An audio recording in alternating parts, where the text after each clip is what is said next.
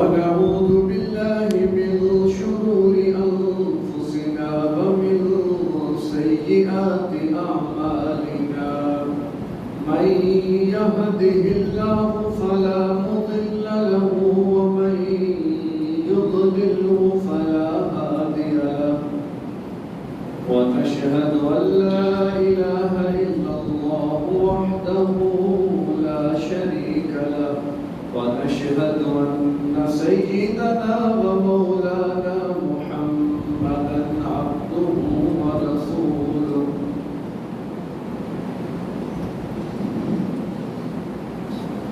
أما بعد فأعوذ بالله من الشيطان الرجيم بسم الله الرحمن الرحيم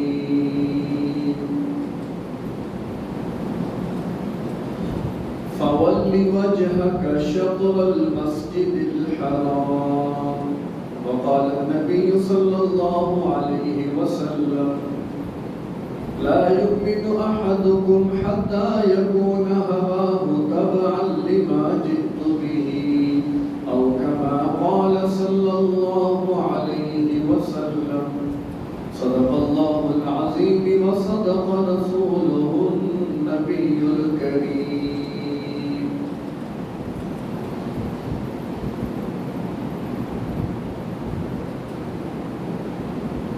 وسلسلہ سیرت النبی صلی اللہ علیہ وسلم گزشتہ سال ماہ سفر اور ستمبر 2021 سے سلسلہ وار بیانات کی ترتیب کا آغاز کیا تھا اور وہی سلسلہ تسلسل کے ساتھ چل رہا ہے۔ گزشتہ جمعۃ المبارک میں ہجرت نبوی صلی اللہ علیہ وسلم کے بعد تقریباً پہلا جو ایک سال تھا، آپ یکم ہجری بھی کہہ سکتے ہیں، جو کہ تاریخ کا جو ایک سلسلہ شروع ہوا وہ ہجری تاریخ کے اعتبار سے چلا کہ جب آپ صلی اللہ علیہ وسلم نے مکہ سے مدینہ کی طرف ہجرت فرمائی تو پھر بعد میں اسی ہجرت پر ہی اسلامی سال کی بنیاد رکھی گئی تھی۔ تو وہ ہجرت کا پہلا سال جب آپ مدینہ طیبہ تشریف فرما ہوئے تو پہلے 6 مہینوں میں آپ صلی اللہ علیہ وسلم نے 3 بڑے اہم اور انقلابی اقدامات فرمائے۔ اس میں پہلا کہ آپ صلی اللہ علیہ وسلم نے مسجد نبوی کی تعمیر فرمائی، دوسرا مؤاخات یعنی مہاجرین اور انصار کے درمیان باہمی رشتہ اخوت قائم فرمایا، اور تیسرے نمبر پر میثاق مدینہ یعنی جو مدینہ کے مضافات میں یا خود مدینہ میں یہود آباد تھے ان کے ساتھ آپ صلی اللہ علیہ وسلم نے ایک معاہدہ فرمایا، اور تقریباً 6 سے 8 ماہ کا یہ عرصہ تھا کہ جس میں یہ تینوں معاملات طے کیے گئے، اور یقیناً یہ دور اندیشی پر مبنی انتہائی تدبر، فہم و فراست کی علامت تھی، اور یقیناً آپ صلی اللہ علیہ وسلم چونکہ دنیا کے کامیاب ترین انسانوں میں سب سے پہلے نمبر پر ہیں تو لہذا آپ کے اقدامات اور آپ کی فہم و فراست یقیناً قابل تکلیف ہے۔ اور اس سے پھر اسلام کی بنیاد جو رکھی گئی خاص طور پر اسلامی ریاست کی مدینہ میں، تو ان 3 اقدامات نے اس کے لیے ایک سنگ میل کا کردار ادا کیا، اور اس کی تفصیلات جو کہ گزشتہ جمعے میں عرض کی جا چکی ہیں۔ آج سن 2 ہجری اس میں جو اہم واقعات پیش آئے اس حوالے سے تفصیلات عرض کرنی ہے، اور اس سلسلے میں بھی بنیادی طور پر 2 کام ہوئے تھے سن 2 ہجری میں جو بڑے اہم تھے، اور آپ ان کو اسلام کا نقطۂ عروج بھی کہہ سکتے ہیں، انقلاب کا سنگ میل بھی کہہ سکتے ہیں، اور انقلابی معاملات بھی کہہ سکتے ہیں۔ اس میں نمبر 1 تو تحویل قبلہ، اس کا حکم آیا تھا شعبان کے بالکل نصف میں کہ اللہ تبارک و تعالیٰ نے قبلہ تبدیل فرمایا، تفصیلات آگے آ جائیں گے۔ اور دوسری اہم پیش رفت جو ہوئی وہ تھا غزوات کا آغاز، یعنی اب تک تو تقریباً آپ سمجھ لیں کہ 13 سے 14 سال نبوت کے بعد مسلمانوں نے ہی برداشت سے کام لیا، کفو ایدیکم کے حکم پر عمل کیا، درگزر والا معاملہ کیا. لیکن سن 2 ہجری میں ایک دوسرا انقلابی معاملہ یہ سامنے آیا کہ اللہ تبارک و تعالیٰ کی طرف سے مسلمانوں کو مسلح جد و جہد اور مزاحمت کا حکم مل گیا کہ اب آپ تلوار لے کر کفر کے خاتمے کے لیے اپنے آپ کو تیار کریں اور اپنے سب بندی کریں. تو 2 کام یعنی کہ 3 کاموں کے بعد فوراً آپ نے انجام دیے، اور دونوں یہ 3 کام تو وہ تھے جو اللہ تبارک و تعالیٰ کے محبوب پیغمبر نے یقیناً اپنے اجتہاد سے فرمائے، لیکن اللہ تبارک و تعالیٰ کی تائید کے ساتھ. لیکن اگلے 2 مرحلے تحویل قبلہ اور جہاد کا آغاز، یہ اللہ نے براہ راست آپ صلی اللہ علیہ وسلم کو حکم دیا. اس میں تحویل قبلہ چونکہ کوئی بھی مذہب، کوئی بھی ملت، کوئی بھی قوم، اس کے کچھ شعار ہوتے ہیں کہ جن کی بنیاد پر کسی بھی قوم یا مذہب کی بہت ساری چیزوں کا انحصار ہوتا ہے. لیکن نقطہ وحدت وہ تو ضروری ہے کہ کسی ایک چیز پر امت مسلمہ متفق ہو. یا اگر آپ تھوڑی دیر کے لیے امت مسلمہ سے ہٹ کر عمومی بات کرتے ہیں تو کوئی بھی مذہب ہے اس کے لیے کچھ نہ کچھ مقدس مقامات، ان کے لیے کوئی نہ کوئی نقطہ وحدت، ان کے لیے کوئی نہ کوئی قبلہ ہونا چاہیے جو بطور شعار اس قوم کی علامت ہو اور اس کے لیے وجہ امتیاز بھی ہو کہ جس سے وہ بقایا مذاہب سے نمایاں ہو کر سامنے آئے. اب اس بنیاد پر چونکہ بڑے مذاہب تو 3 تھے، ایک یہودیت، عیسائیت اور نمبر 3 اسلام. اب یہودیت اور عیسائیت ان کے قلبی میلانات چونکہ بیت المقدس کے ساتھ وابستہ تھے، تو لہذا وہ تو بیت المقدس کو اپنا قبلہ سمجھتے تھے اور اسی کو وہ اپنے لیے وجہ امتیاز قرار دیتے تھے. البتہ اسلام ٹھیک ہے، مذہب تو عالمگیر ہے اور اسلام نے ان مقدسات کا مکمل احترام کیا ہے کہ جو یہود یا عیسائیوں نے اپنے لیے مقرر کر رکھے تھے. البتہ اللہ کے محبوب پیغمبر کے جد امجد حضرت ابراہیم علیہ السلام انہوں نے چونکہ پہلے بیت اللہ کی تعمیر فرمائی. اگر آپ اس سے بھی پیچھے تاریخ کی طرف جاتے ہیں تو قرآن بتاتا ہے ان اول بیت وضع للناس الذی ببکۃ مبارکہ کہ سب سے پہلا گھر جو روئے زمین پر بنا وہ بیت اللہ تھا، وہ مکہ میں بیت اللہ تھا. اور ظاہر ہے یہ بھی اس کی وجہ امتیاز ہے کہ اللہ تبارک و تعالیٰ اس کو اول بیت قرار دے رہے ہیں. پھر اس کے بعد فرشتوں سے اس کی تعمیر، پھر اس کے بعد آدم علیہ السلام سے، پھر اس کے بعد ابراہیم علیہ السلام، پھر وہ سلسلہ چلتا رہا. اور دوسری بات کہ بیت اللہ پوری دنیا کا بالکل وسط ہے، درمیان، یعنی پوری دنیا جو ہے اس کے دائرے کو دیکھا جائے تو بالکل درمیان میں بیت اللہ ہے. تو گویا وہ صرف عالم اسلام کا نہیں بلکہ عالم انسانیت کا بھی مرکز اگر ہے تو وہ مکہ اور مکہ میں بیت اللہ. اور یہی چیز اللہ کے محبوب پیغمبر کے پیش نظر بھی تھی. اللہ جس کا قرآن میں ذکر فرماتے ہیں قد نرى تقلب وجهك في السماء، کیا پیغمبر ہم دیکھتے ہیں کہ آپ کا چہرہ بار بار آسمان کی طرف اٹھتا ہے.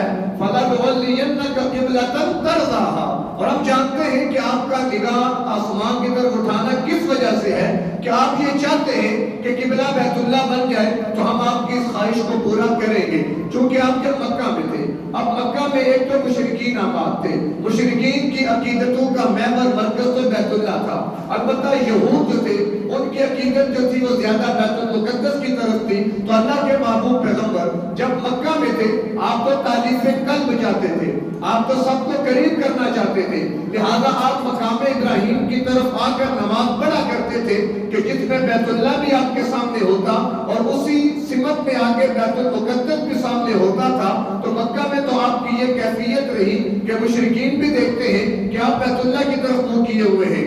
اگر کوئی یہود ہیں یا مدینہ میں آباد یہود ہیں تو ان تک بھی یہ بات پہنچ سکتی تھی کہ اللہ کے محبوب پیغمبر نبی آخر الزمان نماز میں اپنا چہرہ بیت المقدس کی طرف کرتے ہیں. تو یہ وہ وجوہات تھی کہ جس کی بنیاد پر اتحاد بھی قائم ہو سکتا تھا، انہیں قریب بھی کیا جا سکتا تھا. لیکن جب آپ ہجرت فرما کر مدینہ چلے گئے، اب مدینہ میں دونوں قبلوں کی طرف رخ کرنا مشکل ہو گیا. اب وہاں پر کسی ایک جانب کو اختیار کرنا تھا. اب مدینہ میں بھی دو قومیں آباد، ایک تو مشرکین کی، دوسرا یہود کی. اب مشرکین تو بیت اللہ کو اپنا محور مرکز سمجھے، جبکہ یہود کی نگاہ میں تو بیت المقدس کی عظمت تھی. تو لہذا اب اگر آپ کے لیے وہاں پر فیصلہ تھا کہ آپ کس طرف رخ کریں، اگر بیت اللہ کی طرف رخ کریں گے تو بیت المقدس کی طرف رخ نہیں ہوگا، اگر بیت المقدس کی طرف رخ کریں گے تو بیت اللہ کی طرف نہیں ہوگا. اب چونکہ مشرکین جو تھے اس اعتبار سے یہود کا احترام کرتے تھے، بلکہ روایات میں لکھا ہے کہ اگر کسی مشرک کا بیٹا یا بیٹی یا اولاد زندہ نہ رہتی، وہ یہ منت مانا کرتے تھے کہ اگر ہمارا بچہ زندہ رہ گیا ہم اسے یہودی بنائیں گے. یہ ان کی منت ہوتی تھی. تو اس بنیاد پر یہود سمجھتے تھے کہ ہمیں مشرکین کے اوپر ایک فضیلت حاصل ہے کہ مشرکین بھی ہمیں اپنا بڑا سمجھتے ہیں. اور جب اللہ کے محبوب پیغمبر مدینہ تشریف لے گئے، تقریباً 16-17 مہینے آپ نے بیت المقدس کی طرف منہ کر کے نماز پڑھی. تو اس پر یہود اور خوش ہوئے کہ فقط مشرکین نے نہیں بلکہ خود نبی آخر الزمان اور مسلمان بھی بیت المقدس کی طرف منہ کیے ہوئے ہیں. تو ان کو اور زیادہ آپ سمجھ لیں کہ پھلنے کا موقع ملا، بھولنے کا موقع ملا. لیکن اللہ کے محبوب پیغمبر کی اپنی خواہش کیا تھی کہ میں بیت اللہ کی طرف منہ کر کے نماز پڑھوں، کہ جو میرے جد امجد ابراہیم علیہ السلام نے تعمیر فرمایا اور اللہ کا پہلا گھر ہے. اور تقدیر میں مقدر یہی تھا کہ قیامت تک کے لیے جو قبلہ رہے گا یا اس سے پہلے بھی جو قبلہ تھا بیت اللہ ہی تھا. یہ 16-17 مہینے تک صرف بیت المقدس کی طرف منہ کر کے نماز پڑھی گئی تاکہ ان یہود کو بھی قریب کیا جا سکے. لیکن بات ہے جب شعبان یکم ہجری میں اللہ تبارک و تعالیٰ کی طرف سے تحویل قبلہ کا حکم آ گیا تو پھر اس بنیاد پر یہود کو اتنی تکلیف ہوئی کہ ایک ہمارا تفوق اور فوقیت مشرکین پر تھی وہ بھی ختم ہو جائے گی، ایک ہمارا اسلام پر بھی رعب تھا وہ بھی ختم ہو جائے گا. یہی وجہ تھی کہ یہود کے دلوں میں اسلام کی جو دشمنی تھی وہ بڑھتی چلی جا رہی تھی. ایک تو بنیاد کیا تھی کہ نبی آخر الزمان عرب میں کیوں آئے، بنی اسماعیل میں کیوں آئے، بنی اسرائیل میں کیوں نہیں آئے. اس بنیاد پر ضد اور اناد میں آ گئے. نمبر 2، ہم تو اللہ کے چہیتے ہیں. قرآن بتاتا ہے نحن ابناء اللہ و احباؤہ، ہم اللہ کے محبوب، ہم اللہ کے چہیتے. یہود یہ کہا کرتے ہیں تو لہذا ہمیں فضیلت ہونی چاہیے. تو لہذا جب آپ بیت المقدس کی طرف ہو کر کے نماز پڑھتے تو یہود کو بھی بغلے بجانے کا موقع مل جاتا. لیکن جب اللہ تبارک و تعالیٰ نے فرمایا فَوَلِّ وَجْهَكَ شطر المسجد الحرام حیث ما کنتم، اے میرے پیغمبر آپ جہاں کہیں بھی ہو اب آپ نے اپنا چہرہ بیت اللہ کی طرف کرنا ہے. جیسے ہی آپ نے چہرہ رخ اپنا بیت اللہ کی طرف کر لیا، یہ مسجد کی بلاتین جو لوگ حج عمرے کے لیے جاتے ہیں اور زیارات کے لیے ان کو لے جایا جاتا ہے تو مسجد کی بلاتین کے اندر بھی جاتے ہیں. اس مسجد میں لوگ نوافل پڑھتے ہیں. یہ وہ مقام تھا جہاں اللہ کے محبوب پیغمبر نماز پڑھا رہے تھے اور بیت المقدس کی طرف چہرہ تھا کہ آپ کے کانوں میں اور اللہ کی طرف سے یہ امر آ گیا کہ رخ اپنا بیت المقدس بیت اللہ کی طرف کر دیں. تو وہیں سے آپ نے رخ اپنا بیت اللہ کی طرف کر دیا. تو لہٰذا یہ وہ مسجد تھی جہاں دونوں قبلوں کی طرف نماز پڑھی گئی تو اس کو مسجد قبلتین کا نام دیا گیا. تو بعد جب حکم آ گیا اللہ تبارک و تعالیٰ کا کہ اب تمہارا قبلہ جو ہے وہ بیت اللہ ہوگا. اب یہ تحویل قبلہ بظاہر قبلے کی تبدیلی تھی لیکن در حقیقت یہ امت مسلمہ کا ایک بہت بڑا مقام اور رتبہ تھا جو شاید اب تک تو یہود کے پاس تھا. اب اللہ نے وہ فضیلت یہود سے لے کر امت مسلمہ کو دی کہ اسلام سے پہلے کیونکہ مسلمان تو یہودی، اسلام سے پہلے اللہ کے محبوب پیغمبر کی آمد سے پہلے امت مسلمہ وہ یہودی تھے. تو لہذا وہ بیت المقدس سے قبلہ تھا ان کا، لہذا وہ سارے فضائل انہی کے لیے تھے. جب اللہ کی طرف سے حکم آ گیا کہ اب ہمارا قبلہ جو ہے بیت اللہ ہوگا تو لہذا وہ فضیلت اور وہ اقتدار اور وہ تفوق اور فضیلت اللہ نے بنی اسرائیل کو دے رکھی تھی کہ تم امت مسلمہ ہو، تمہارا مقام زیادہ ہے، تمہیں فضیلت دی گئی ہے. اب وہ فضیلت تم سے لے کر امت مسلمہ کو دے دی گئی کہ اب اس کے بعد قیامت تک اگر کوئی امت ہے تو امت مسلمہ ہے.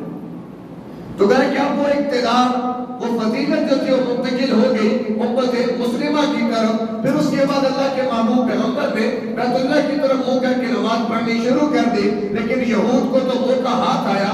بعض کمزور مسلمان بھی تھی. سيقول السفهاء من الناس ما ولاهم عن قبلتهم التي كانوا عليها، اعتراضات شروع کر دیے کہ کہ بھائی قبلہ بھی تبدیل کرنے والی چیز ہے کوئی؟ یہ محمد صلی اللہ علیہ وسلم کیا کرتے ہیں کہ پہلے تو ادھر منہ کر کے نماز پڑھتے رہے، اب ادھر منہ کر دیا، کیا قبلہ بھی تبدیل کیا جاتا ہے؟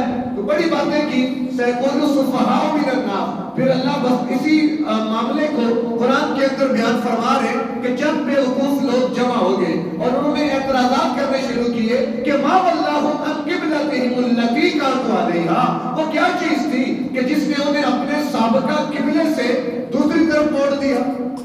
تو گویا کہ ان کے نزدیک یا ان کے گمان میں سمت یہ شاید فضیلت کی چیز ہے، یا کسی خاص مقام کی طرف رخ کرنا یہ فضیلت کی چیز ہے۔ تو دو تین رکوع کے اندر پھر اللہ تبارک و تعالیٰ نے اس حکمت اور فلسفے کو کھول دیا کہ قل للہ المشرق والمغرب اینما تولوا فثم وجہ اللہ۔ یاد رکھو کہ کسی خاص سمت کی فضیلت نہیں ہے، کسی خاص جہت کی طرف مڑ جانا کوئی فضیلت کی بات نہیں ہے۔ لیس البر ان تولوا قبل المشرق والمغرب ولكن البر من آمن باللہ والیوم الآخر۔ یہ آیت البر اللہ تبارک و تعالیٰ نے پھر بتایا کہ اصل مقام کیا ہے، اصل چیز کیا ہے۔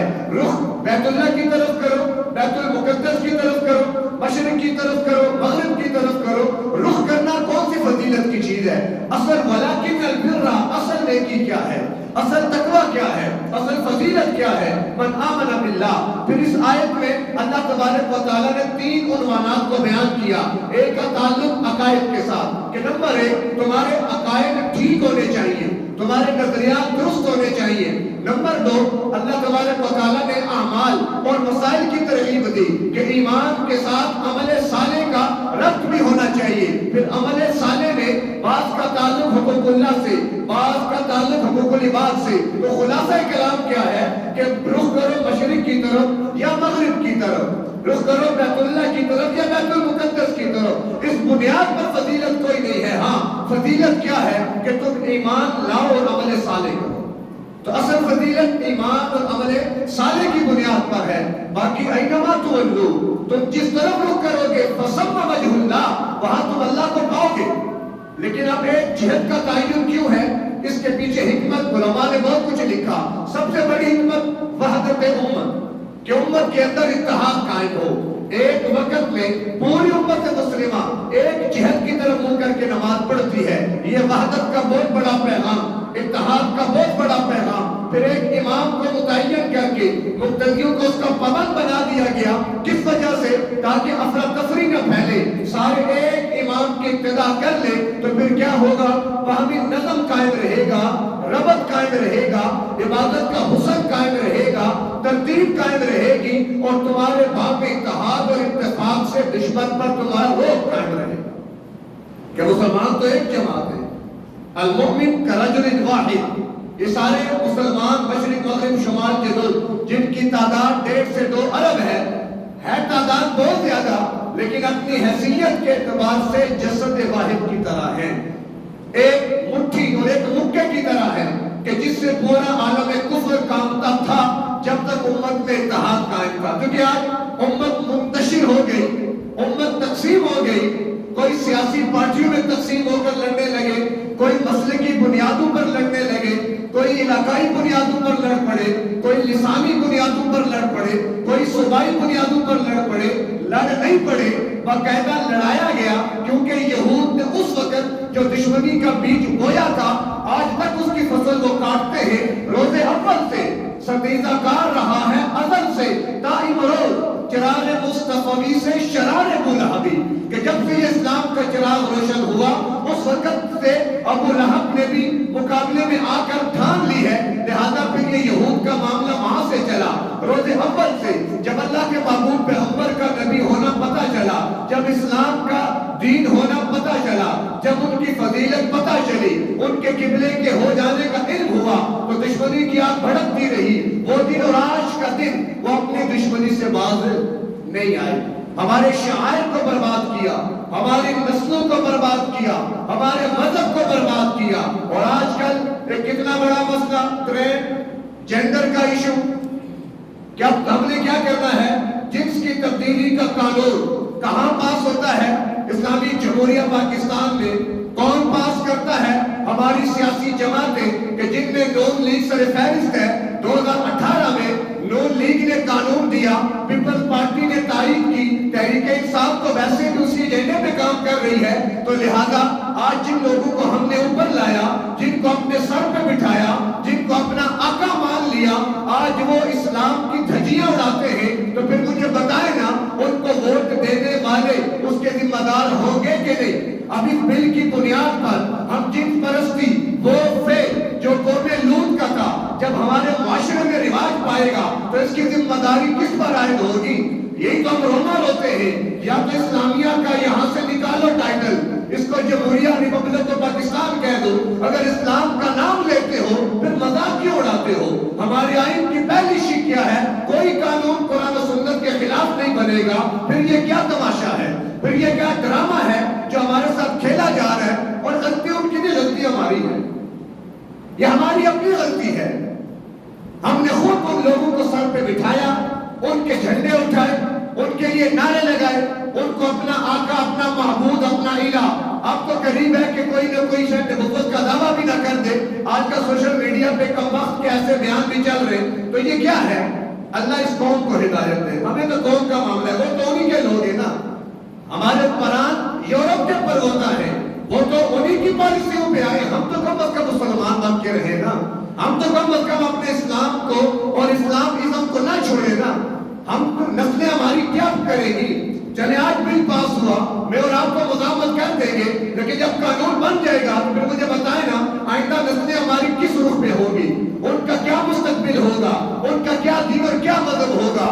تھوڑا تاریخ کے پس منظر کو سامنے رکھیں، یہ ہمارے ساتھ تماشے آج نہیں ہو رہے، اس سے پہلے بھی کبھی حقوق انسان کے نام پر تماشے ہوتے ہیں، کبھی حدود آرڈیننس کے نام پر ہمیں الو بنایا جاتا ہے، کبھی یہ ٹرانسجنڈر جو بھی جنس کی تبدیلی قانون ہے، کبھی اس بنیاد پر ہمارے ساتھ کھلواڑ کیا جائے گا، یہ ہو رہا ہے، ہوتا رہے گا، لیکن ہم لوگ نہ جانے کب بیدار ہوں گے اور ہمیں کب شعور آئے گا کہ ہم کم از کم اپنی قبر آخرت اور اپنی نسلوں کی تو فلاح کے لیے کچھ کام کر کے جائے نا۔ 1992 میں قاہرہ مصر کا دارالحکومت، وہاں پر کانفرنس ہوتی ہے اور اس کا بنیادی ایجنڈا کیا ہوتا ہے کہ مغرب اور اسلام کے درمیان بڑے فاصلے ہیں، کوئی ایسا سسٹم بناؤ کہ ان کے فاصلے ختم ہو اور یہ قریب آ جائیں، ایک دوسرے کو سمجھے، ایک دوسرے کے ساتھ مل کر بیٹھے۔ آپ خود سوچیں، اس ملک کی بنیاد دو قومی نظریے پر ہے، کافر الگ قوم ہے، مسلمان الگ قوم ہے، دونوں کا اجتماع نہیں ہو سکتا،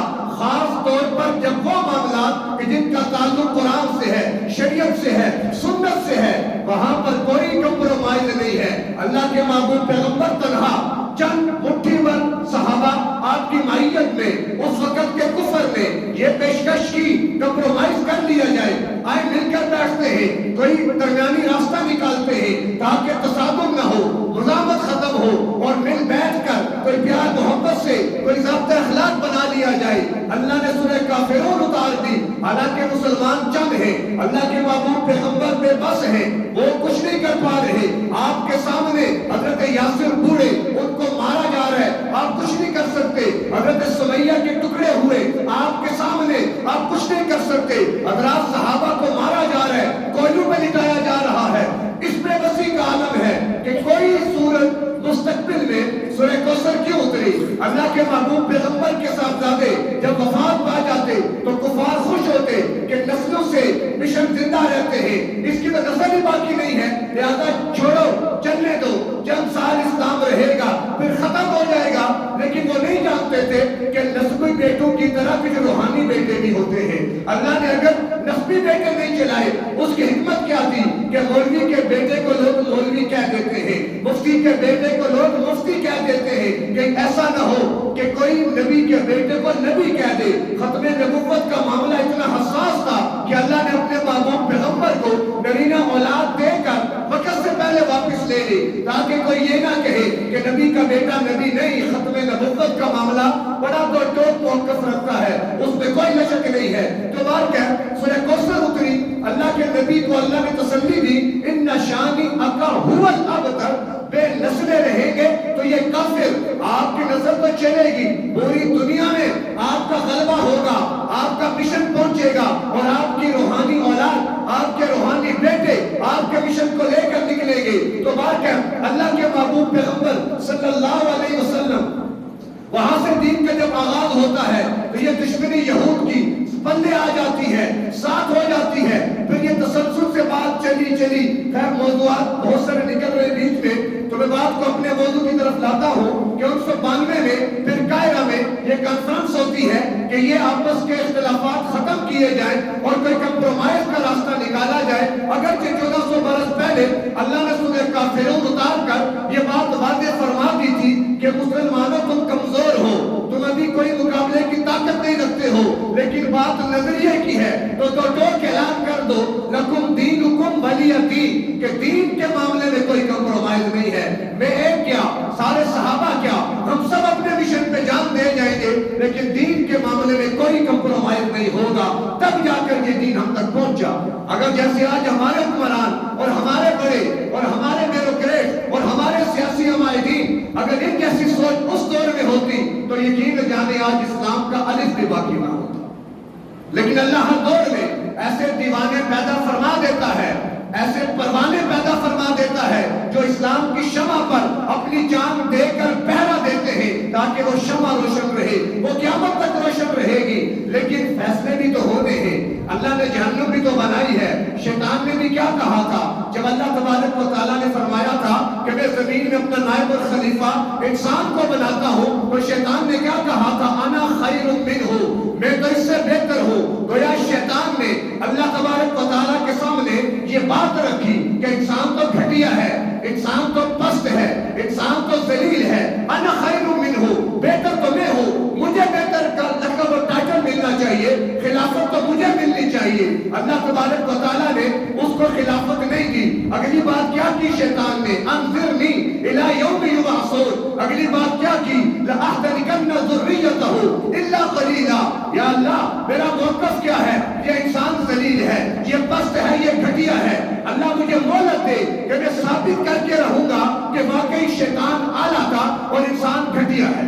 یہ شیطان کا چیلنج ہو گیا، یہ شیطان کا مارکا چل پڑا، یہ شیطان میدان میں آ گیا کہ میں ثابت کروں گا اس بات کو جو آج میں کہہ رہا ہوں کہ انا خیر منہ، میں اس سے بہتر ہوں۔ کیا مانا کہ انسان بہتر نہیں ہے، انسان ذلیل ہے، انسان تو نہ جانے، شیطان کی بات کر رہا ہوں۔ لہذا پھر شیطان نے اپنے مشن پہ کام کیا، اللہ نے اتار دیا روئے زمین پر آدم تو بھی جا، ہوا تو بھی جا، شیطان تو بھی جا۔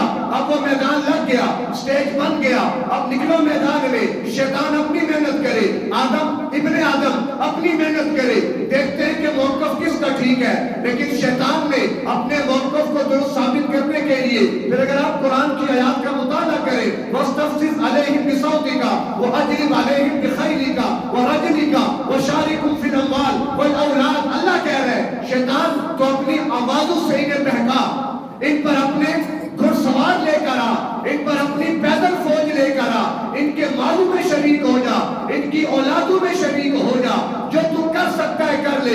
ان عبادی لیس لک علیہم سلطان، جو میرے بندے ہوں گے ان پہ تیرا زور نہیں چل سکے۔ اللہ نے فرمایا جو میرے بندے، تو اپنی محنت کر، پڑھے قرآن سورہ بنی اسرائیل، آیات کا مطالعہ کریں۔ شیطان کو اللہ فرما رہے اجلب علیہم بصوتک، انہیں اغوا کر لے آواز کے ذریعے۔ آج موسیقی کیا ہے؟ یہ شیطان کی آواز کہ جس کے ذریعے وہ ورغلاتا ہے۔ آج کا نوجوان کیسے اس کے پھندے میں چلا گیا، آج وہ ثابت کر بیٹھا کہ واقعی انسان ذلیل ہے۔ جو موسیقی سنتا ہے وہ ذلیل ہے، جو گانے بجانے کا شوقین ہے وہ پست اور ذلیل ہے، وہ شیطان کا ساتھی ہے، وہ رحمان کی نظر سے دور ہے۔ کیوں؟ اللہ نے کہا، اس نے کیا کہا تھا کہ میں اپنی آوازوں سے انہیں بہکاؤں گا۔ اللہ نے کیا فرمایا تھا ان عبادی لیس لک علیہم سلطان، اللہ نے وضاحت کر دی گویا کہ جو اس کی آواز کا عاشق بن گیا وہ شیطانی ہو گیا اور جو بچ گیا وہ رحمانی ہو گیا۔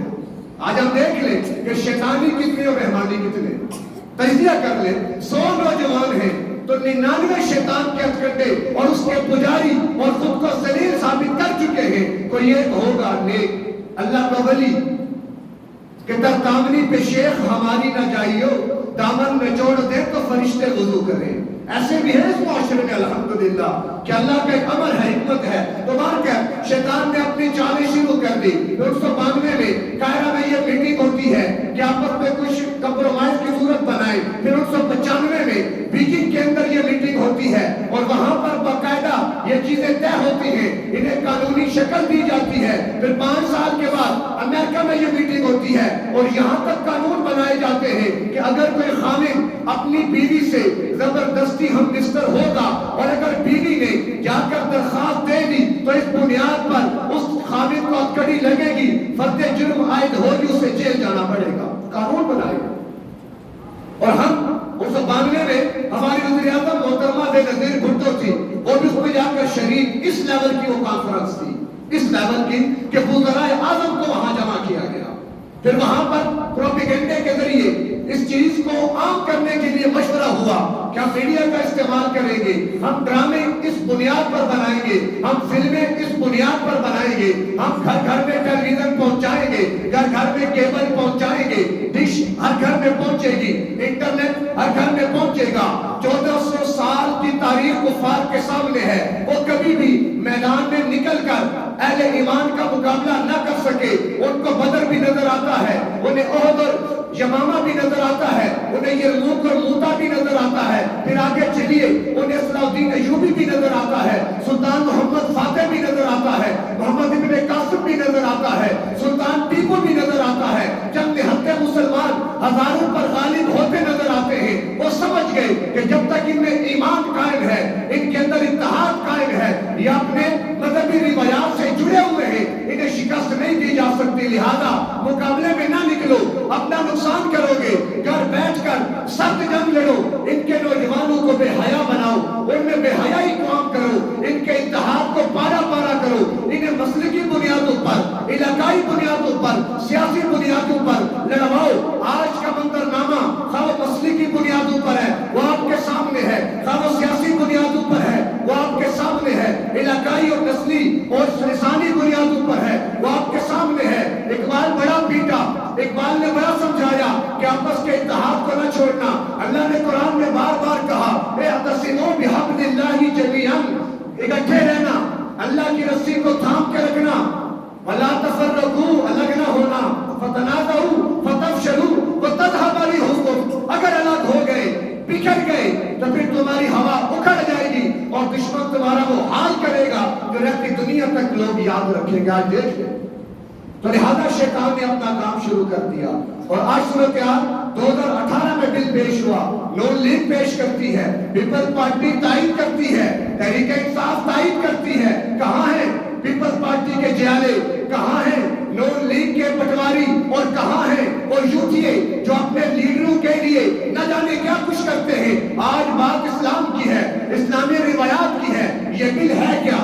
آپ کو اندازہ نہیں ہے اس بات کا کہ نہیں، ہمیں تو کوئی پتہ نہیں، ہم نے تو بس لیڈر کی پیروی کرنی ہے، اس کو سجدہ کرنا ہے، وہ ہمارا معبود ہے، میری نالی بند ہے کوئی ٹینشن نہیں، میرے گھر بجلی نہیں آتی، اشیاء خورد و نوش میری پہنچ سے دور نکل چکی ہے، لیکن پھر بھی وہ میرا ہے۔ کاش اللہ کو اپنا بنایا ہوتا، اللہ کے محبوب پیغمبر کو اپنا بنایا ہوتا اور قرآن کو دستور کے طور پر منوایا ہوتا تو آج یہ دن نہ دیکھنے پڑتے۔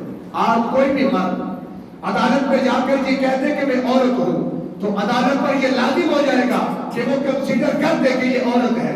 آج بھی عورت جاتی ہے ناظرہ کے آفس میں یا عدالت میں اور جا کر وہ یہ کہہ دے کہ میں مرد ہوں، مردانہ حیثیت سے رہنا چاہتی ہوں، قانون پر یہ بات لازم ہے کہ وہ اس کی بات کو مانے۔ پھر ہوگا کیا؟ اب مرد خود کو عورت کہہ کر مرد کے ساتھ نکاح کرے گا، عورت خود کو مرد کہہ کے عورت کے ساتھ نکاح کرے گی، مرد کا نکاح مرد سے ہوگا، عورت کا نکاح عورت سے ہوگا۔ یہ کیا ہے؟ ہم جن پرستی ہے کہ جو بیس ہے، بنیاد ہے، جو نظریہ ہے کہ جس کی بنیاد پر یہ گھناؤنا کھیل کھیلا جا رہا ہے اور ہمیں پتہ ہی کوئی نہیں۔ ہمیں آٹے دالیں اور چینی کے چکر میں لگا دیا، بجلی کے بل ڈبل بھیجو، ان کی مت ماری جائے، ہم اپنا اندرونی خانہ کام کر جائیں۔ کب تک ہم یوں ہی سوئے رہیں گے؟ ہماری نسلیں خطرے میں۔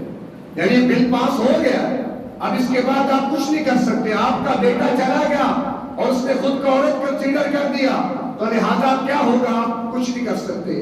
وہ کسی مرد سے نکاح کرے گا، آپ اس کا راستہ نہیں روک سکتے۔ مرد کا مرد سے نکاح کوئی تصور ہے؟ مرد الگ جنس ہے، عورت الگ جنس ہے، جن سے مخالف کے اختلاف سے اللہ نے نظام کائنات کو چلایا ہے۔ ہم جن پرستی جب ہوگی تو پھر اولاد کیسے ہوگی؟ سماج کا کیا ہوگا؟ معاشرے کا کیا ہوگا؟ جائے بھاڑ میں۔ ایک نظریہ ڈارون نے دیا تھا کہ انسان تو حیوان ہے اور بندر تھا، نظریہ ارتقائی مراحل طے کرتے کرتے وہ انسان بنا. بعد میں فرائڈ آ گیا, سگمنٹ فرائڈ, اس نے ایک نظریہ دیا کہ انسان کے اندر سب سے زیادہ جو جذبہ ہے وہ جنسی جذبہ ہے, اور انسان جنسی جذبے کی تسکین چاہتا ہے. اگر انسان کا جنسی جذبہ تسکین نہیں پائے گا تو انسان ٹینشن میں ہوگا. جب انسان ٹینشن میں ہوگا تو پھر کیا ہوگا؟ لڑائیاں ہوگی, جھگڑے ہوں گے, معاشرے میں اختلافات ہوں گے. تو لہذا معاشرے کو پرامن بنانے کے لیے اب اس کی جنسی تقسیم کا اور تسکین کا اہتمام کرنا پڑے گا. لہذا اس نے کیا کہا؟ سیکس فری سوسائٹی ہونی چاہیے. ہر ایک کو جیسے کتا اور بکری اور بکرا آپس میں کوئی ان کے درمیان ادب و احترام کا معاملہ نہیں ہے, پردگی پہ پردگی کا سلسلہ نہیں ہے, ماں بیٹا بہن کی تمیز نہیں ہے. اس نے کہا کہ انسان کو اس رخ پہ آنا چاہیے. جب اس کے جذبے کی تسکین ہوگی, یہ امن رہے گا تو معاشرے میں امن رہے گا. یہ وہ نظریات ہیں جو آج ہم پر مسلط ہو رہے ہیں. آج جس جنسی جذبے کی تسکین کرو, کسی بھائی کی بہن چلی گئی, میں مرد ہوں, وہ پھر کپڑے پہنے گی, وہ باہر نکلے گی, جب عورت مرد کنسیڈر ہوگی پھر میراث میں کیا ہوگا؟ اس کو ڈبل حصہ مل جائے گا. یعنی معاملہ کہاں تک جائے گا؟ بات بڑا دور نکل جائے گی. تو خدا را پھر کرنا کیا ہے؟ پھر کیا کریں؟ سوال ہے نا, میں کیا کر سکتا ہوں, آپ کیا کر سکتے ہیں؟ تو فی الحال ہم دعائی کر سکتے ہیں, اللہ کے حضور رجوع کر سکتے ہیں. یہ ہماری شامت اعمال ہے. ابھی پانی خشک نہیں ہوا اللہ کی عذاب کا کہ یہاں پر یہ بل پاس ہو گیا. یہ ہم کیا کر رہے ہیں؟ ہم کدھر جا رہے ہیں؟ یاد رکھیں, آپ نے تاریخ میں نے بارہا بتایا بھی آپ کو کہ قوموں پر عذاب آئے. ہر قوم پر اللہ نے ایک عذاب بھیجا, قوم کو ہلاک کیا, سوائے قوم لوط کے. حضرت لوط علیہ السلام کی قوم پر اللہ نے پے در پے 3-4 عذاب اتارے. وجہ کیا تھی؟ وہ قوم بے حیا ہو گئی تھی, اور بے حیائی اللہ کو سخت ناپسند. استمشی الاستحیاء, قرآن نے موسیٰ علیہ السلام کو جو عورت بلانے آئی تھی اس کی چال کا قرآن نے ذکر کر دیا. حالانکہ چلنا یہ عام روٹین کی چیز ہے, انبیاء بھی چلتے ہیں, لیکن وہ چال کیا تھی؟ حیا والی. اللہ نے قرآن بنا کر قیامت تک محفوظ کر دیا. اللہ کو حیا اتنی پسند ہے, اور جب کوئی قوم بے حیا ہو جاتی ہے تو پھر آپ جان لیں کہ وہ اپنی وقت کھو بیٹھتی ہے, اور اپنے جینے کا جو جواب ہے وہ کھو بیٹھتی ہے. آج ہمارا وہی معاملہ ہے کہ آج ہم لوگ بے حیا. اب دیکھیں, بل تو آج پاس ہوا ہے نا, انہیں جرت کیسے ہوئی ہے؟ وہ میں نے جرت دی, وہ آپ نے جرت دی. آج کا نوجوان بے حیا بن گیا کہ نہیں؟ ٹک ٹاک اٹھا کر دیکھیں نا, ہماری مائیں بہنیں, ہماری بیٹیاں بیٹے کیا کر رہے ہیں. سنیپ ویڈیو اٹھا کر دیکھیں نا کیا ہو رہا ہے ہمارے ملک میں. یہ اسلامی جمہوریہ پاکستان, ان چیزوں کی چھٹی دی جا رہی ہے. آج بل پیش کرے نا حدود کا, جو چوری کرے گا ہاتھ کاٹیں گے. سارے لبرل آپ کے مقابلے میں کھڑے ہو جائیں گے. سوال نہیں پیدا ہوتا آپ یہ بل پاس کروا سکے. لیکن یہاں پر عورت اتنی بات کہہ دے کہ میں مرد ہوں اور ایک عورت سے نکاح کروں گی مرد بن کر, کوئی رکاوٹ نہیں ہے. حتیٰ کہ میڈیکل سرٹیفکیٹ کا بھی کوئی مسئلہ نہیں ہے, کوئی ضرورت نہیں ہے. آپ نے کہہ دیا ہمارے لیے کافی ہے. دوبارہ کیا بات میں ختم کرتا ہوں. خلاصہ ساری بات کا یہی ہے کہ بڑے علمی ہیں, بڑے مسائل ہیں, اور یہ حالات بڑے خراب ہوتے جا رہے ہیں. اللہ کا غضب بھڑکتا جا رہا ہے. یہ ذہن میں رکھیں. ہر سورج کے طلوع اور غروب سے مت سمجھے کہ امن سے معاملات چل رہے ہیں. رہے گی کب تک کتاب سادہ؟ کبھی تو آغاز باب ہوگا. جنہوں نے بستی اجاڑ ڈالی کبھی تو ان کا حساب ہوگا. سحر کے خوشیاں منانے والوں سحر کے تیور بتا رہے ہیں. ابھی تو اتنی گھٹن بڑھے گی کہ سانس لینا محال ہوگا. آج امت اسی طرف جا رہی ہے, کوئی پتہ نہیں کل کا دن کیسا ہو. تو انفرادی طور پر توبہ کا اہتمام کریں, اللہ کی طرف رجوع کریں کہ ہم بے بس ہیں, ڈوریاں کہیں اور سے ہلائی جا رہی ہیں, ہم کچھ نہیں کر سکتے. آپ کچھ کرنا چاہیں گے آپ کو نہیں کرنے دیا جائے گا, لیکن ایک چیز پر کوئی پابندی نہیں ہے کہ آپ سب سے پہلے اپنے گناہوں کی اللہ سے معافی مانگیں. یہ گانا, یہ موسیقی, یہ بے حیائی, اس سے جان چھڑائیں, اپنی بھی اپنے بچوں اور بچیوں کی بھی. یہ پراپر ہے کہ ان کو پہلے ٹیوشن دیا گیا تب جا کر یہ قانون پاس ہوئے. آج اگر آپ اس کے خلاف نکلیں گے تو آپ کی اولادیں آپ کا راستہ روک لیں گی. یہ کام جو ہو رہا ہے ٹھیک ہو رہا ہے, کیوں؟ ان کا بچپن سے ذہن بنایا گیا کہ اسلام کچھ بھی نہیں ہے, نبی پیغمبر کچھ بھی نہیں ہے, وہ پرانی باتیں ہیں, جدید دور, ماڈرنزم, جدید تقاضے. ہم لعنت بھیجتے ہیں ایسے تقاضوں پر جو انسان کو ماں بہن بیٹی کے تقدس سے بھی محروم کر دے. ہم مشرقی لوگ ہیں، مشرقی روایات کے ماننے والے، ہم خاندانی لوگ ہیں، خاندانی روایات پر چلنے والے. تو خدا را اگر اپنی خاندانی روایات کو متحرک کرے اور اپنی نسلوں اور بچوں کو ان کی لگامیں کھینچ لے. آج نہ کھینچی تو کل کا دن کیا ہوگا اللہ ہی بہتر جانتا ہے. تو اللہ ہمارے ملک پر اور اس عوام پر اپنا رحم فرمائے. وآخر دعوانا الحمدللہ.